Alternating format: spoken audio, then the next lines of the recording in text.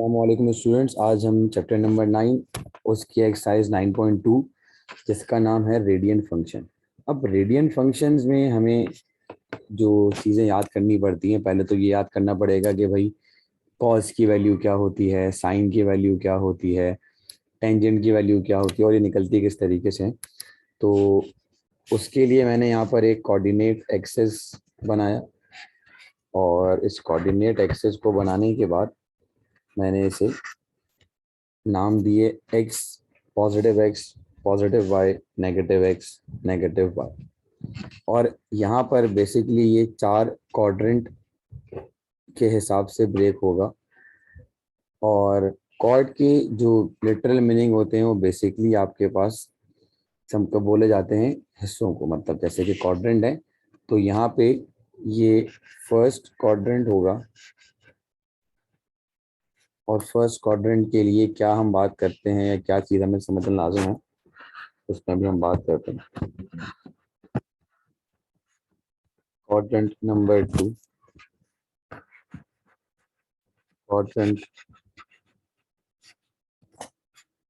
Number 3 and quadrant number 4। ये आपके पास चार क्वाड्रेंट हो गए। और इन चारों क्वाड्रेंट के अंदर अगर हम फर्स्ट क्वाड्रेंट की बात करें तो फर्स्ट क्वाड्रेंट में आपके पास एक्स भी पॉजिटिव होता है और वाई भी पॉजिटिव होता है। सेकंड क्वाड्रेंट में X negative, Y positive. Third quadrant में बोथ आर नेगेटिव और फोर्थ क्वाड्रेंट में एक्स नेगेटिव और Y positive.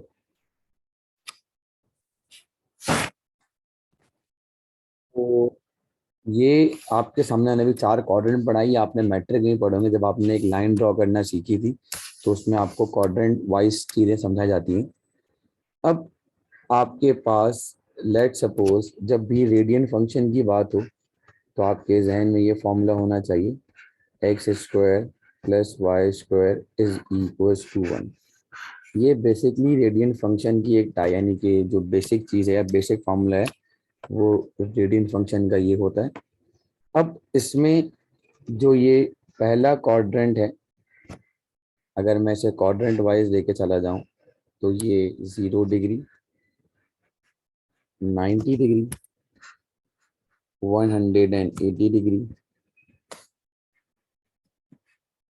270 degree and 360 degree. क्योंकि ये हमारे पास एक ट्रिग्नोमेट्रिक फंक्शंस हैं तो इनकी रोटेशन इनफाइनाइट होगी। ये नहीं कि बस अब ये यहाँ पर आके ख़त्म हो गया, ये एंगल मल्टीपल होता चला जाएगा कितने टाइम पे, 2n/2 where n is the integer. जिस दिन हमें इस n की एग्जैक्ट वैल्यू पता चल गई तो उस दिन हम बोलेंगे कि ये जो क्वाड्रेंट फंक्शन है ये फाइनाइट होगी है।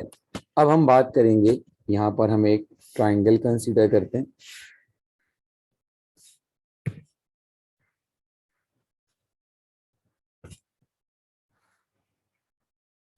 With the help of position vector, ये O हो गया, ये P हो गया, ये Q हो गया। तो X, Y और R। और यहाँ पर आप R को क्या मानकर चलोगे, 1 मान के चलोगे। तो पहले हम ये चेक करेंगे कि X की वैल्यू क्या है, Y की वैल्यू क्या है। If angle measurement is taken from quadrant 1। और कहाँ से मेजर कर रहे हैं हम, O से मेजर कर रहे हैं। तो आपने कहा यहाँ पर कि सर अगर हम टेंजेंट की वैल्यू निकालना चाहें या सबसे पहले हम ये फॉर्मूला बनाना चाहें तो सिंपल तरीके से आप कर लें, hypotenuse square plus perpendicular square plus base square. Hypotenuse की जगह आपने सिंपल 1 रख दिया, परपेंडिकुलर की जगह y रख दिया और बेस की जगह x रख दिया। तो X square Y square is equal to 1। ये तो एक नॉर्मल रेडियन फंक्शन के लिए आपके पास फॉर्मूला बनकर आ गया। फिर अगर हमें साइन कॉस की वैल्यू निकालनी है तो क्या करेंगे, तो आपने मैट्रिक में वो याद करोगे फॉर्मूला सम पीपल है। तो आपने मेजरमेंट जो है वो कहाँ से लेनी है, थीटा की फ्रॉम ओ से लेनी है।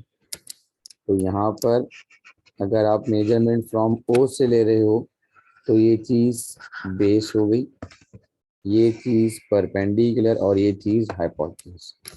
तो आपने कहा सर y ओवर 1।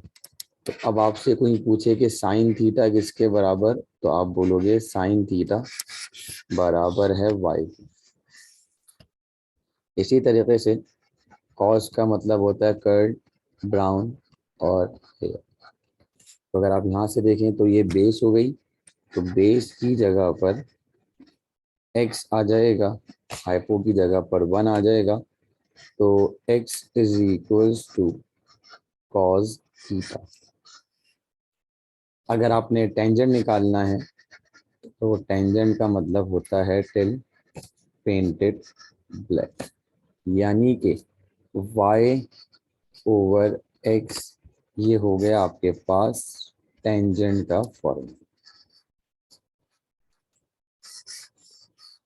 देखिए अब इसके बाद अगर आपने सेक की वैल्यू निकालनी है या पहले कॉसेक की निकालनी है, तो कॉसेक का मतलब होता है 1 ओवर साइन, यानी कि 1 ओवर y भी आप कॉसेक की वैल्यू लिख सकते हो। फिर आपने अगर सेक की वैल्यू निकालनी है तो सेक का मतलब होता है 1 ओवर कॉस, यानी कि 1 ओवर एक्स। और अगर आपने कॉट निकालना है तो कॉट का मतलब होता है कॉस ओवर साइन या 1/10, मर्जी आपकी, आप इसे x अपॉन वाई भी कंसीडर कर सकते हो। ये तो अभी हमने सिंपल इनकी सारी वैल्यूज याद करी हैं, और ये वैल्यूज क्वाड्रेंट टू क्वाड्रेंट क्या करती हैं, वेरी करती हैं। पहला क्वाड्रेंट वो होता है जहां पर ऑल आर पॉजिटिव, जितने भी एंगल होंगे वो, जितने भी ट्रिग्नोमेट्रिक फंक्शन होंगे वो सबके सब क्या होंगे, पॉजिटिव होंगे। बट जैसे ही हम कहाँ जाएंगे, सेकंड क्वाड्रेंट में जाएंगे,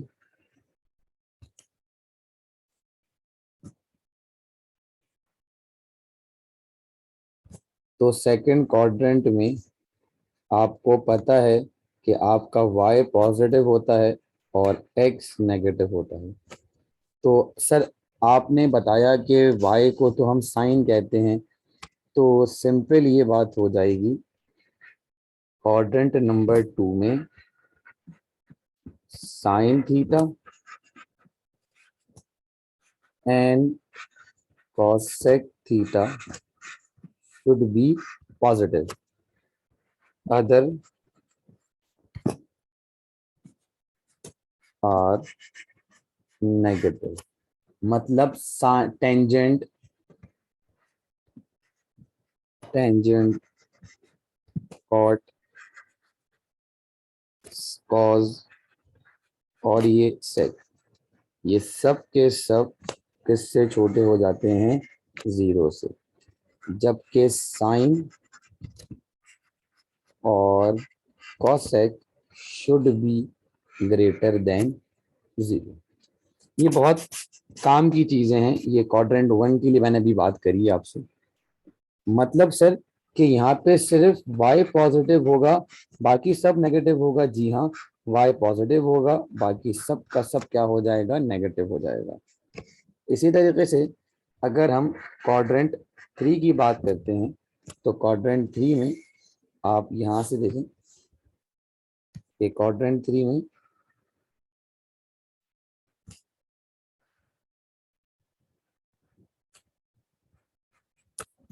बोथ आर नेगेटिव। अगर ये बोथ आर नेगेटिव हैं तो जाहिर सी बात है आपके पास पॉजिटिव क्या आ जाएगा, टेंजेंट आ जाएगा। तो थर्ड क्वाड्रेंट के लिए आपने कहा sir cot theta and tan theta is greater than zero. तो ग्रेटर देन जीरो है तो भाई जाहिर सी बात है पॉजिटिव होगा, जबकि sine theta, cos theta, cosec theta और सेक थीटा, ये सब के सब क्या होंगे, जीरो से छोटे, यानी कि x and y are negative in third quadrant. चौथा और आखिरी क्वाड्रेंट है, तो चौथे और आखिरी क्वाड्रेंट में क्या होता है, क्वाड्रेंट नंबर 4। तो क्वाड्रेंट नंबर 4 के लिए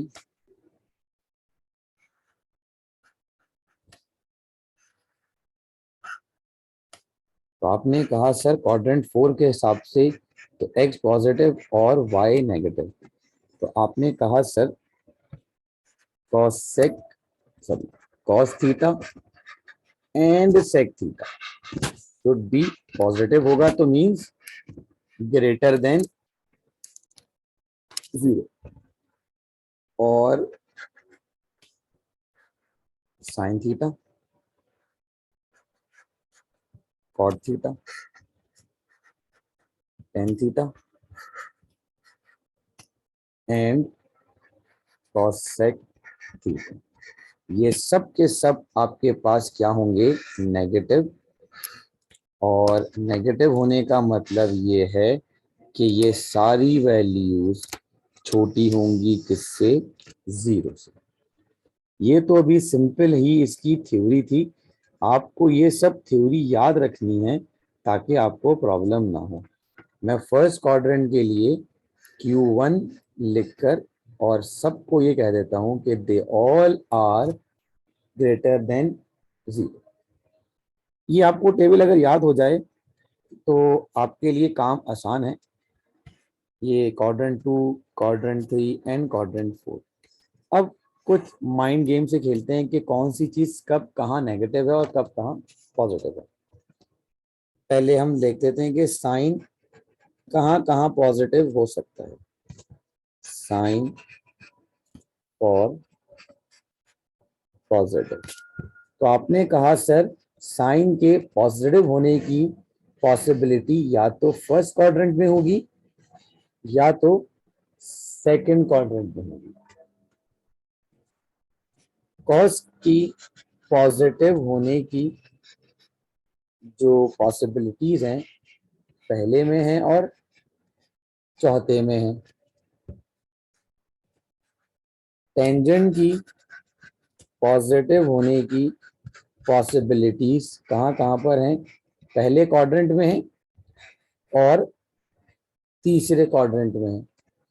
चलेंगे, अगर मैं इसमें थोड़ा सा और चेंज कर दूं, मैं ये बोल दूं कि भाई अगर साइन सेकंड क्वाड्रेंट में पॉजिटिव है तो बताओ टेन और कॉस क्या होंगे, टेन और कॉस क्या होंगे। आपने कहा सर अगर साइन सेकंड क्वाड्रेंट में है तो सर टेंजेंट, साइन अगर सेकंड क्वाड्रेंट में है तो कॉस और टेन शुड बी माइनस। अगर ये लिखा हुआ आ गया tangent is negative is in second quadrant, तो आप लोग क्या बोलोगे, आप बोलोगे सर थीटा जो है वो कहाँ लाई कर रहा है, सेकंड क्वाड्रेंट में, और सेकंड क्वाड्रेंट में साइन क्या हो जाएगा, पॉजिटिव। सर अगर कॉस फोर्थ में है तो नेगेटिव क्या क्या होगा, तो वो ये भी कह सकता है अगर साइन और टेन बोथ आर नेगेटिव तो आप क्या बोल दोगे, theta lie in fourth quadrant. इसी तरीके से अगर वो ये बोल दे कि sine and cos both are negative तो थीटा कौन से क्वाड्रेंट में आ जाएगा, तो आप ये बोल दोगे थीटा आ जाएगा हमारे पास थर्ड क्वाड्रेंट में। तो ये इतनी जो मैंने आपको थ्योरी समझाई है, वो थ्योरी इसीलिए समझाई है ताकि जब भी आप आगे सवाल देखो तो उसमें आपको प्रॉब्लम ना हो। मैं इसको थोड़ा सा जूम आउट करता हूँ ताकि सब चीजें आपको समझ में आ जाए। देखिए, ये थ्योरी आपको बहुत हेल्प आउट करेगी सवाल को एब्जॉर्ब करने में, कि कहना क्या चाह रहा है, आपने करना काम किस तरीके से होगा। आप जब इस थ्योरी को एक दफा याद कर लेंगे या इस टेबल को एक दफा देख लेंगे तो आपको बहुत ज्यादा आसानी हो जाएगी यह पहचानने में कि थीटा कौन से क्वाड्रेंट में है और कौन से क्वाड्रेंट में नहीं।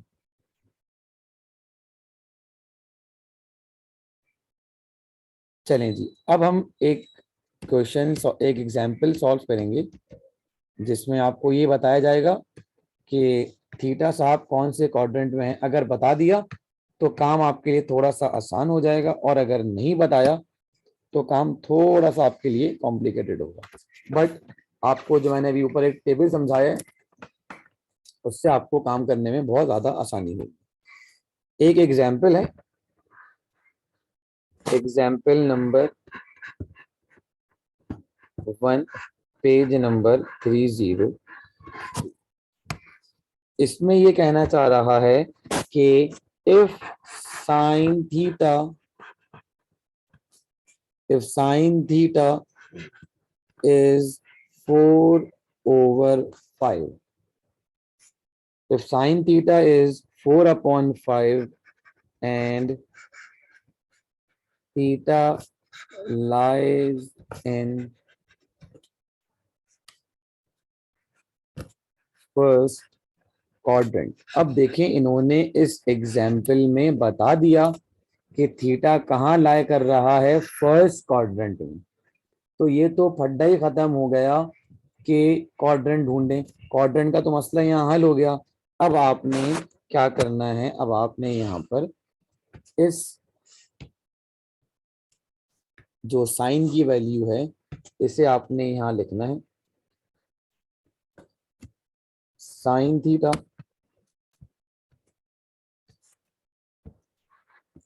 is equals to 4/5। Since we know that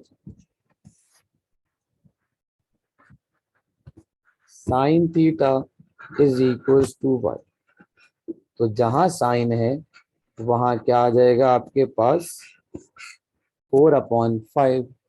फिर आप बोलेंगे according to definition of radian function, X square plus Y square is equals to 1। फिर इस कंडीशन के बाद जहां आपके पास y है वहां पे आपने 4/5 को इंसर्ट करना है।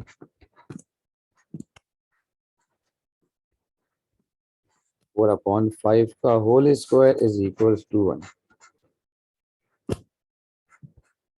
तो ये स्क्वायर 4 पे भी आ जाएगा और स्क्वायर 5 पे भी आ जाएगा। कैसे आएगा, with the help of this property, a power n और b पावर n।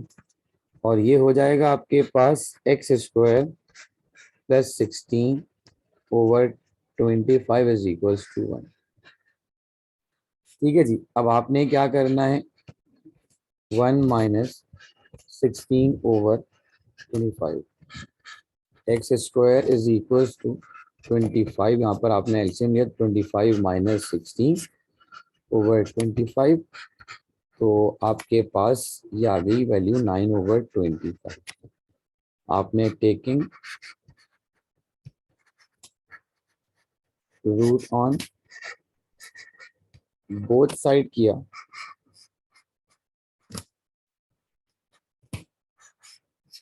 तो ये हो जाएगा 9/25। अब फिर से मसला ये हो जाएगा कि सर वैल्यू कौन सी लें, हमें यही मसला आता है यहाँ पर। तो आपने ये पढ़ लिया कि थीटा फर्स्ट क्वाड्रेंट में है, तो आप बोलेंगे सो वी टेक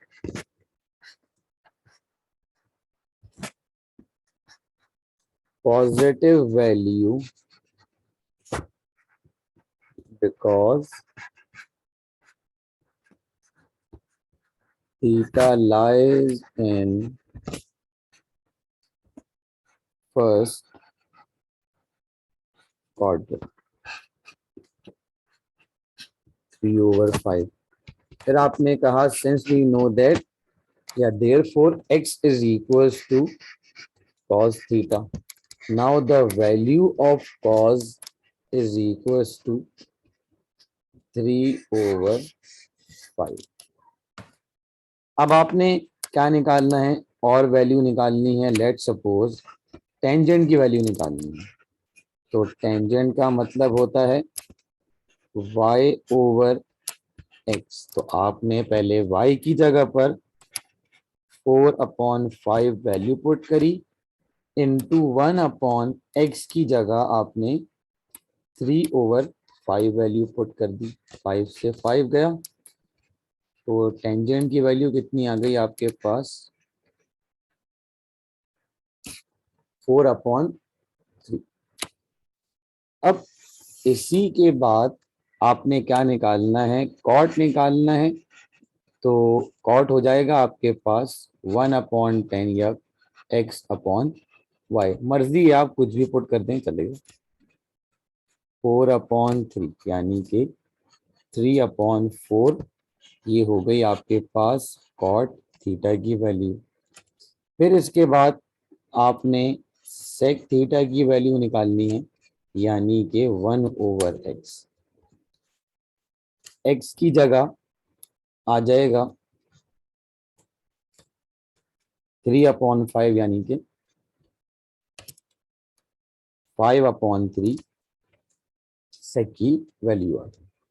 फिर इसके अलावा लास्ट चीज बची है आपके पास, इसको थीटा बना लेते हैं, कॉसेक थीटा।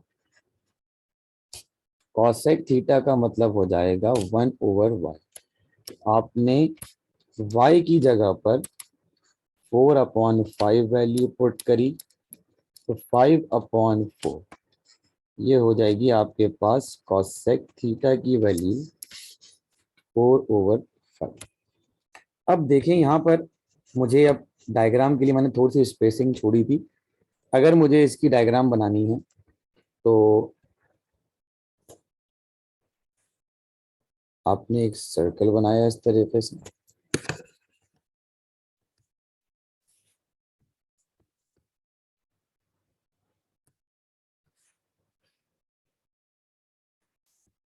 एक कोऑर्डिनेट एक्सिस बनाया, इस कोऑर्डिनेट एक्सिस में एक सर्कल बनाया,